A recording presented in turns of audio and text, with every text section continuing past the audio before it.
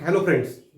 So today we will be saying the topic OOPS, that is Object Oriented Programming System, considering C++ as a Object Oriented Programming System. So I will be going on adding the new videos for C++. So if you like this video, please subscribe my channel. Okay, so initially we will see what is OOPS, why it comes into the picture. OOPS stands for Object Oriented Programming System. Okay, before Object Oriented Programming System, there was programming languages like BASIC, Fortran, Pascal, and COBOL and C, which are considered as a procedural oriented programming language. Then why this OOPS concept comes into the picture? Now for this, we have to consider the example. म्हणजे OOPS concept हा डेव्हलपच का झाला की ज्याला other programming languages होत्या, ज्याला आपण procedural oriented programming language म्हणतो. मोस्टली तुम्हाला सी लँग्वेज माहीत असेल, परंतु त्याच्या आधी पण बाकीच्या प्रोग्रामिंग लँग्वेजेस होत्या like BASIC, Fortran, Pascal, COBOL, and then comes with C programming. Then why this comes into the picture, म्हणजे काय पिक्चर त्याच्यासाठी आपण एक एक्झाम्पल कन्सिडर करू. We will consider an example. Now consider that I am working as a programmer into some company, and my company is having assignment to make Kolhapur Municipal Corporation as a e-governance. We want to make everything computerized. Okay, and in that, the one part of the program is to calculate age of the employee. Currently मी ज्या कंपनीमध्ये काम करतो त्या कंपनीमध्ये समजा आम्हाला Kolhapur municipal कॉर्पोरेशनचं totally computerisation करण्यासाठी tender मिळालेलं आहे, आणि त्यातला एक पार्ट आहे to calculate age of the employee. The age of the employee we calculate as current date minus date of birth.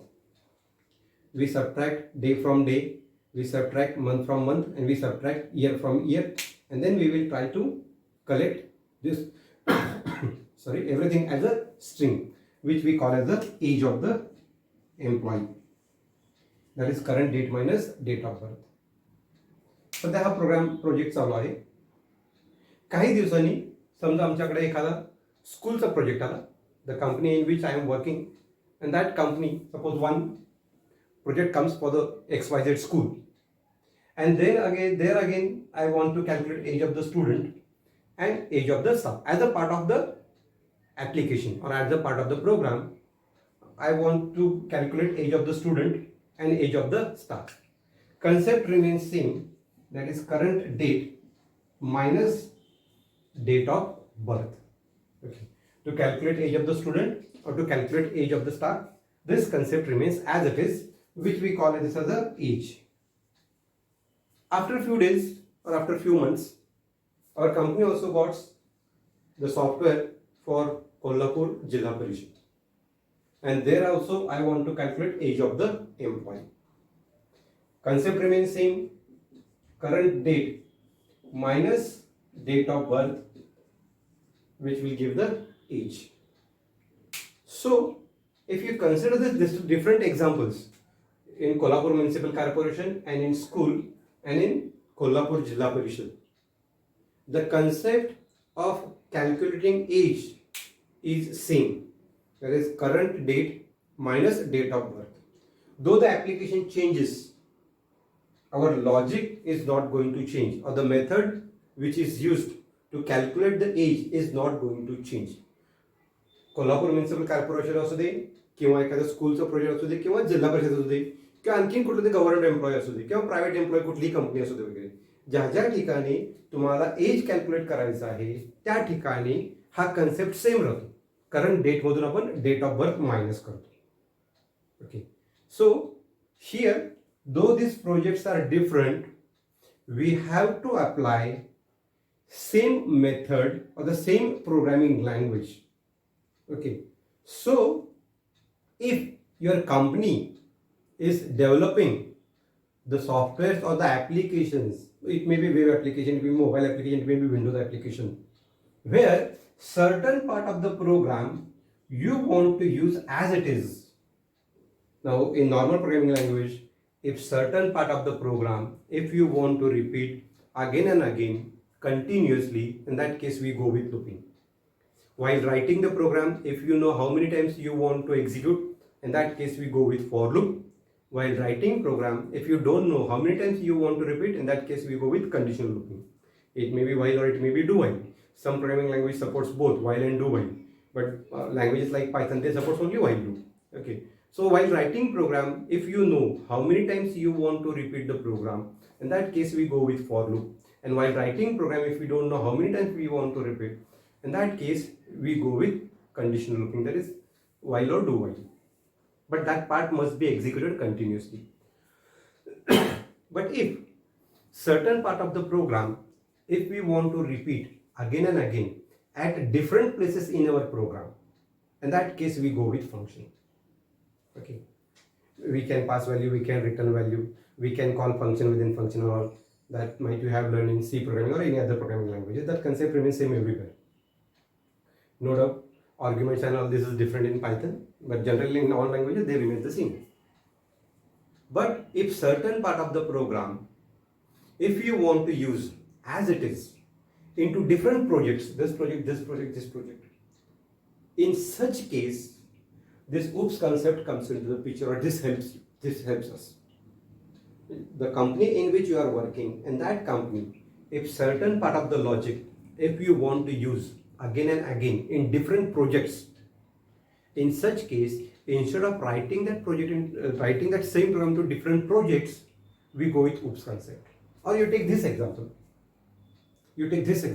In school, this 2 times, this method remains the same.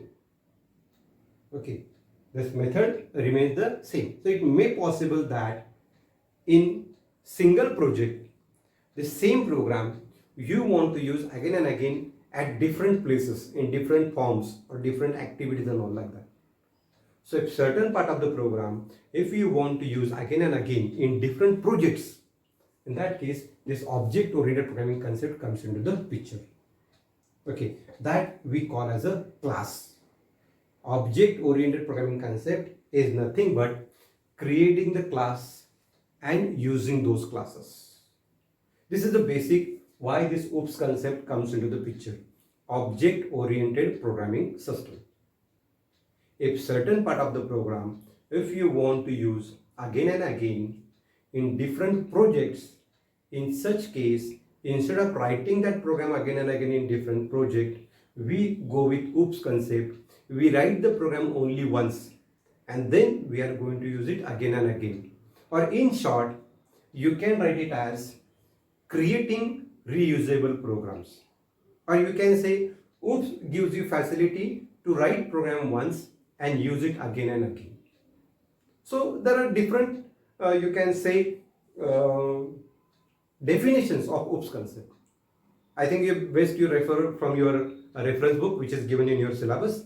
But generally, for me, oops is nothing but the object-oriented programming concepts where we write program only once and we are using it again and again. Or in short, we are creating reusable programs. We will be writing only once and then we are using it again and again.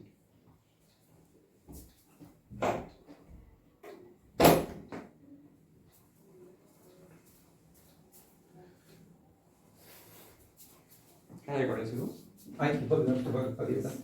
तेच बघायला आलतो हां recording सुरू आहे ठीक आहे मधनं cut करून आपण तेच बघायला आलतो मी मला आठवतं म्हटलं सुरू केलं का नाही बघायला आलतो ओके बेस्ट सुरू आता काहीच नाही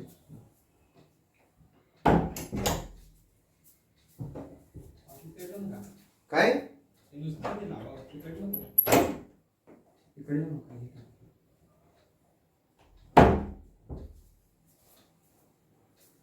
Now here, okay, welcome back. So here in previous lecture or in previous video, we have learned what is oops, why it comes into the picture. So here now we are using C++ to learn oops programming concept. Now generally 90% oops programming concept remains same. You use it in Java or use it in C++ or use it in Python or use it in C#. 90% concept remains same. It might possible that syntax will change. Okay. but the basic concept remains the same, that is function overloading, constructor, destructor, and those concept inheritance. Okay, those concept remains same everywhere.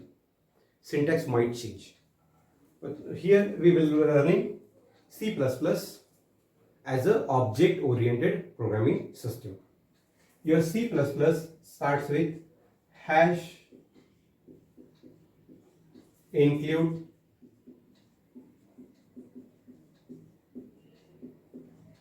iostream.h. The object oriented programming system means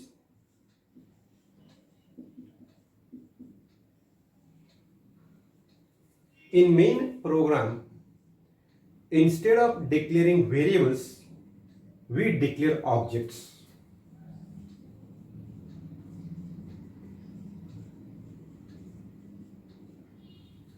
We declare the objects.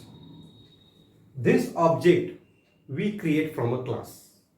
Like in programming languages, procedural oriented programming languages, we declare the variable from a data type. If we consider C, we declare a variable like this.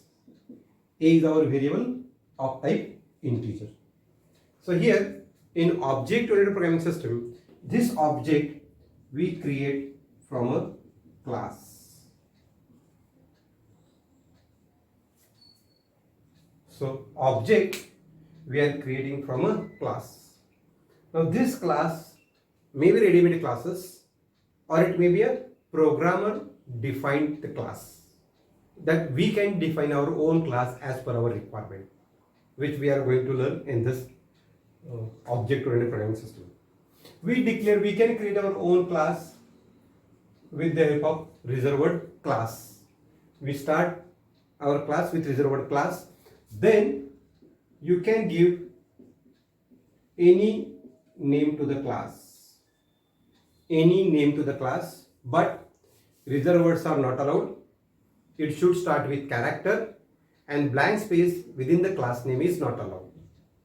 You can give any name, but generally as a programming standard, first name or first alphabet of every class we give it as a capital. It doesn't make any difference if you give small, it works, no problem.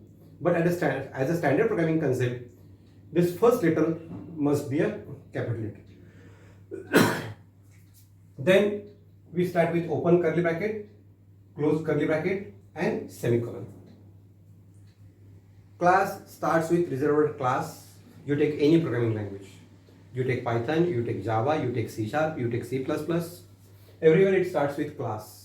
And then we can give name of the class. This bracket, close bracket, and semicolon. Now this differs. This differs over the programming language. If you consider Java and C#, we have to give open bracket and close bracket. In Python, we have to give indenting.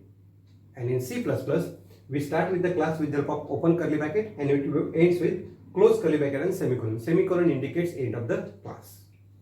Now in this class, we declare variables, and to operate on these variables, we can write functions.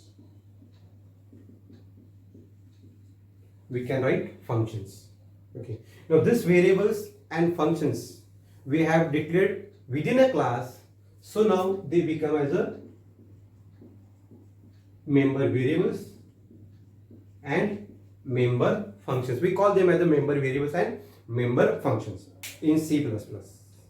In Java or in C# or in Python, we call these as the methods, and this is called as the elements. Member variables are called as the elements of your class.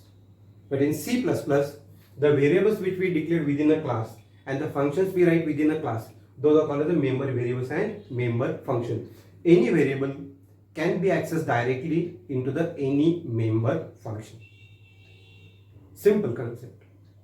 This class we have to create. To learn the object-oriented programming concepts, what are the concepts, how to write the class, how to give functionalities within your class. Here, right now in C++, we are writing our own class and we are testing it. Here itself we are testing it. But in real life, class writers are different and users are different. After completion of your graduation, it may be other courses and all, you are going to join as a junior engineer in a company. You take any company, it may be Infosys, it may be Wipro, it may be any other Microsoft and all. So you are going to join as a junior engineer. Okay. So before going to join as a junior engineer, each and multinational companies gives you the training for 6 months or for 3 months and all, and there they test your logic and all, and which platform you are perfect, and depending upon that they gives you the assignment. And there as a junior engineer, your senior programmer or your team leader gives you the task. This task you have to perform, and to perform this task or to complete this task, use this class, study this class, go through this class and use this class and complete your task. That means classes are ready-made present in a company. You are not going to write as a class. As a junior programmer, you are allowed to only use the class. After the experience of 3 to 4 years, you can go for the class writer. So in real life programming, class writers are different, these writers are different, and main users are different. So these are the junior programmers, and this is, you can say, the senior programmer. But right now, to learn what is object-oriented programming system, how it works, how to write the class, how to access the class, we are doing each and every part. We are writing a class as a senior programmer, and we are writing the main program to use the class as a junior programmer. So here, to learn the object-oriented programming system, we are going to perform both the tasks directly. So now we will take one example.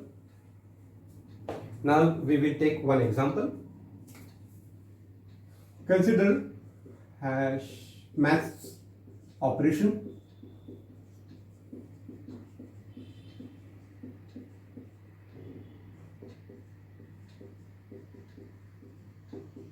Class maths. I want to perform simple operation. I want to write a class to read two numbers, calculate sum and average, and display sum and average. Simple class for mathematical operation. So for the two numbers, I am using two variables, n1 and n2. To get the sum, I am using variable sum, and for average, I am declaring AVG as an average. Okay. So this indicates n1, n2 and sum. We have declared three member variables of type integer and average as a member variable of type float. Now I want to read two numbers, n1 and n2. I want to calculate sum and average, and I want to display sum and average. To read the data from a keyboard, we take help of a cin statement. Everything is small, cin, that is character input. Okay, different languages are having different techniques to read the data. In Fortran language, we use read for basic language, and in Python language, we use input. In Pascal, we use read statement again, and in C programming, we use scanf statement. In Java, we can create object of a scanner class, and from the scanner class, we use scanner object dot next int or next string or next char and all, next float, next double and all. So here in C++, we use statement cin to read the values. We want to read two values for n1 and n2. So we use greater than n1, greater than n2. So this indicates you want to read two values. First value is for n1 and second value is for n2. Then calculate sum. That is sum is equal to n1 plus n2. Then we calculate average, sum divided by 2.0. Before using any input statement, we take the help of output statement just to indicate what we are expecting. So here we can give here input to numbers. Here I am considering that you have the knowledge of C programming. This is important because directly learning C++ is not possible, or using this video you cannot learn C++ directly. You must have knowledge of C programming. Okay, and the most important part is function. From that you need the function, and if you want to learn pure C programming, you go through my channels. There you can get all videos of C programming. Okay, so after calculating the sum and average, we want to display the result. To display result, we use cout statement. Cout, just like a printf statement in C programming.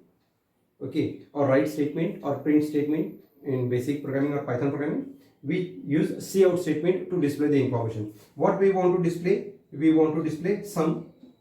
So we can display this as a, or we can give here, sorry, we can give /n addition equal to sum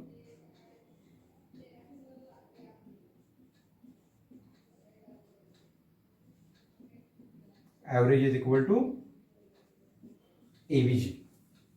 So this indicates /n, go to the next line, addition equal to, you print this as it is, then you print value of sum, then you print average is equal to, and then you print value of AVG.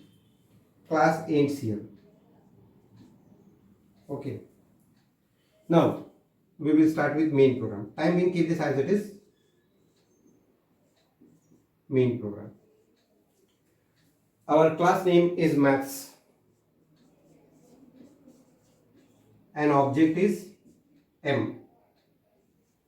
So this indicates create object M from class maths. So when this statement is executed, right now there is a problem in this class, but keep this as it is. Okay.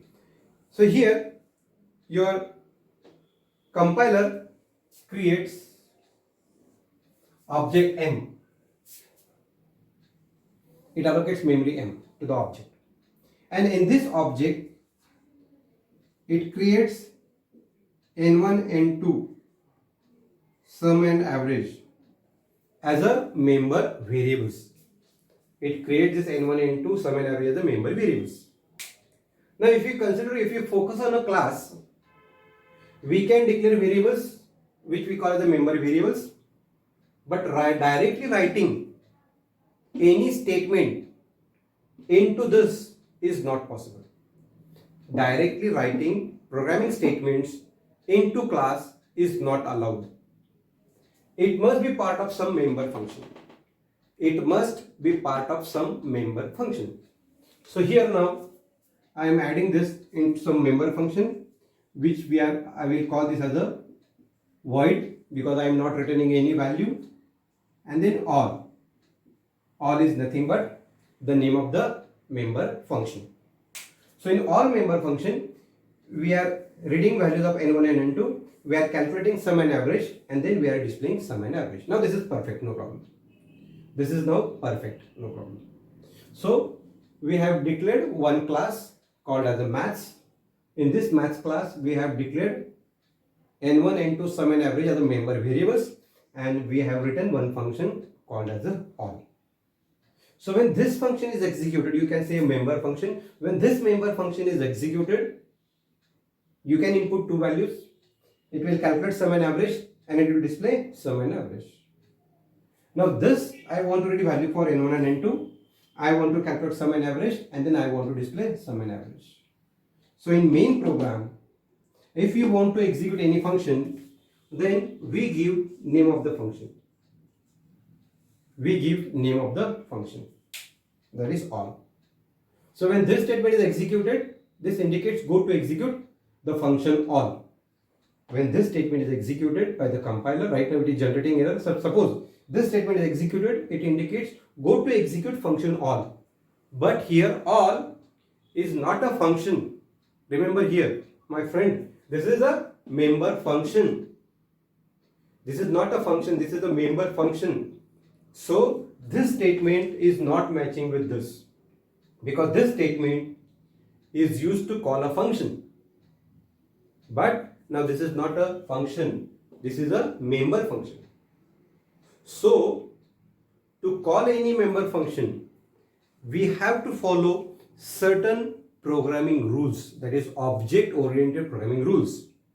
Okay, that we have to follow. Okay, now what is the first rule? If you want to call any member function outside of the class, now this is outside of the class, this is not within a class, it is outside of the class. If you want to call any member function outside of the class, then you keep the scope as a protected or friend or public. Okay. Protected and friend we will discuss afterwards. Right now, only remember, whenever we want to call any member function outside of the class, its scope must be public. We can give protected, we can give friend, but now those terminologies are different, their uses are different, or when to use that is different. So that part we will be discussing afterwards. Right now, and for the simplicity, the member function which you want to call outside of the class, its scope must be public, and that we mention with a public colon, 2 colons. Now our maths class is having n1 n2 sum as an average as the member variables, and we have one member function all whose scope is public. Okay, we have 4 scope. In C++ we have 4 scope: public, private, protected and friend. Public, private, protected and friend. When we don't mention any scope, it is considered as a private. So here we have not mentioned any scope, so it is considered as a private. Now why it is not declared here, when to declare it, that we will discuss in future videos, in future lectures and all. But right now, what we need is this sufficient. Now here, for a class, this is now perfect. Now we will go to the main program. Now this all is nothing but a member function. You want to consider this all as a member function. So to call any member function having scope as a public, you have to take the help of the object. If you want to call any member function whose scope is public, then you have to take help of the object of that class. Now class is maths, M is the object of the class maths, so we can mention here M dot all. So this indicates now go to execute all member function with respect to M. Now when this statement is, now if you execute this program, your compiler always starts with main. It is searches for a main, then it creates object M. So when create objects M, it gives member variables n1, n2, sum and average. Then M dot all, it goes to execute all member function. It comes here, input any 2 numbers, it gives you input any 2 numbers. Scene, it gives you blinking cursor, just like a scanf statement. You have to input 2 values. If you input 10 and if you input 20, this 10 value is given to n1, 20 value is given to n2. Now this n1 and n2, it considers from M directly. So here it will consider 10, here it will consider 20. Then sum equal to n1 plus n2. This sum n1 n2, it all considers from M because we are calling all with respect to M. So it will calculate sum as 30. Then average is equal to sum divided by 2.0. So average and sum, both it considers from M because we are calling all with respect to M. So it will calculate 15.0. Then it will give you addition equal to 30 and average is equal to 15.0. End of the member function, it comes back to the calling program and the end of the main program. So this is a simple class with only one member function.